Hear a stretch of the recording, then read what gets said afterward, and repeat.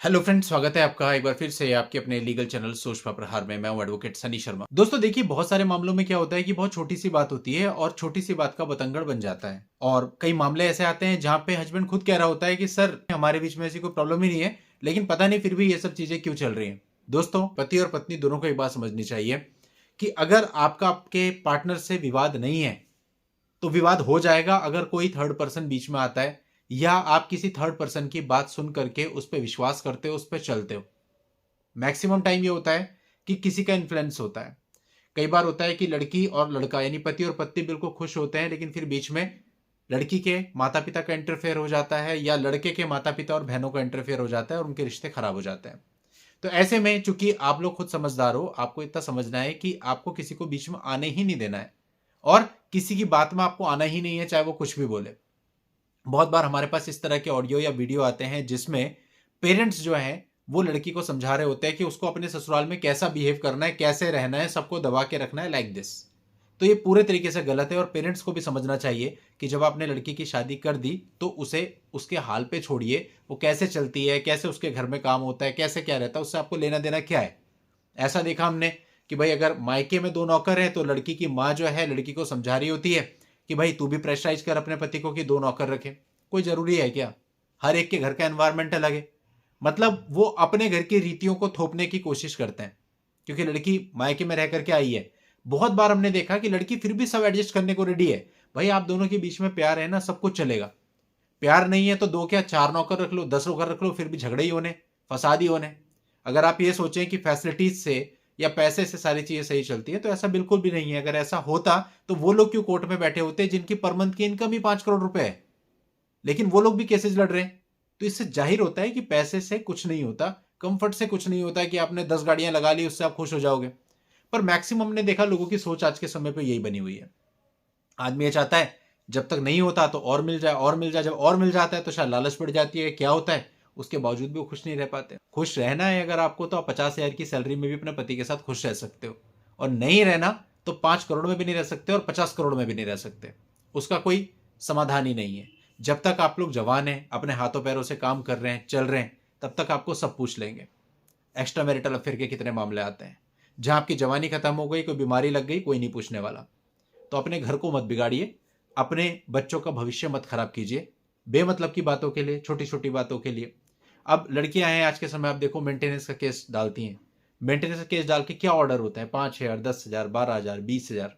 मतलब हस्बैंड की सैलरी के हिसाब से उसका 20% आपको मुश्किल से मिलता है। और वो पैसा भी कौन सा स्मूथली मिलता है?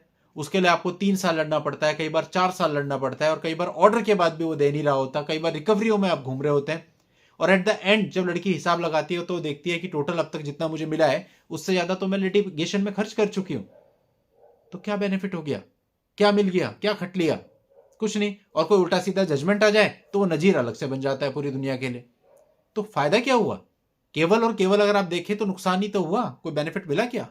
वहीं पे अगर आपके बीच में थोड़े से डिफरेंसेस थे भी, उनको बैठ के बुद्धिमता से आप सुलझा लेते। कुछ वीडियोज हमारे प्रकाश में आते रहते हैं, जैसे भी पुनीत खुराना केस में वीडियो आया, उनका सीसीटीवी फुटेज थी।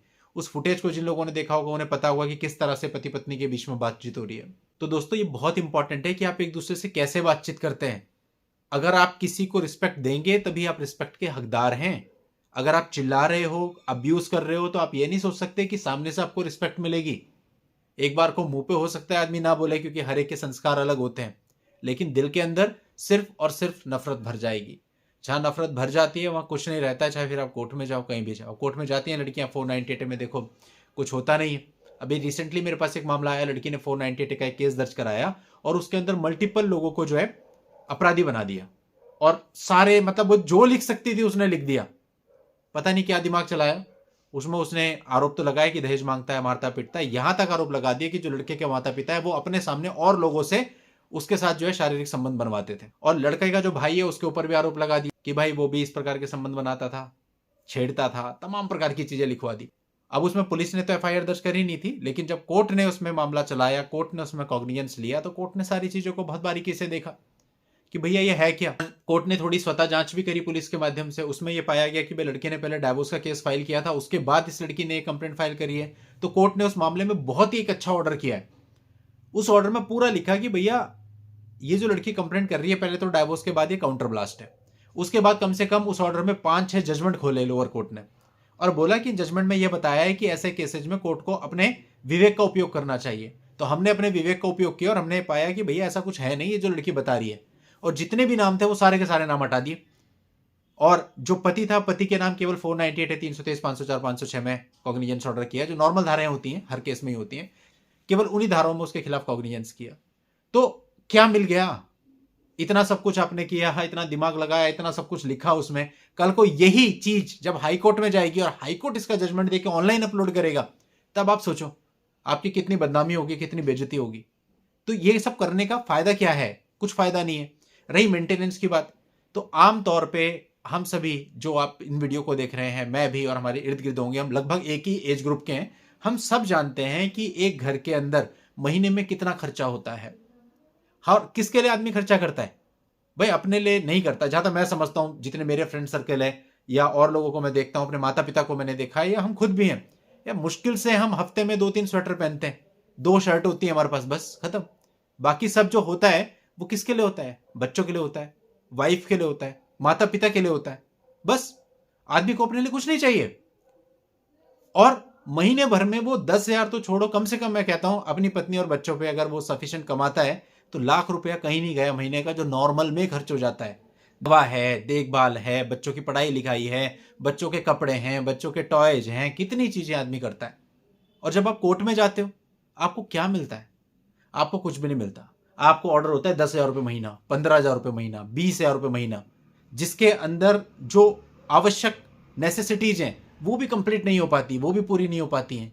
और उस पैसे को पाने के लिए भी आपको सालों चक्कर काटने पड़ते हैं। तो ये कोई फायदे का सौदा नहीं हुआ।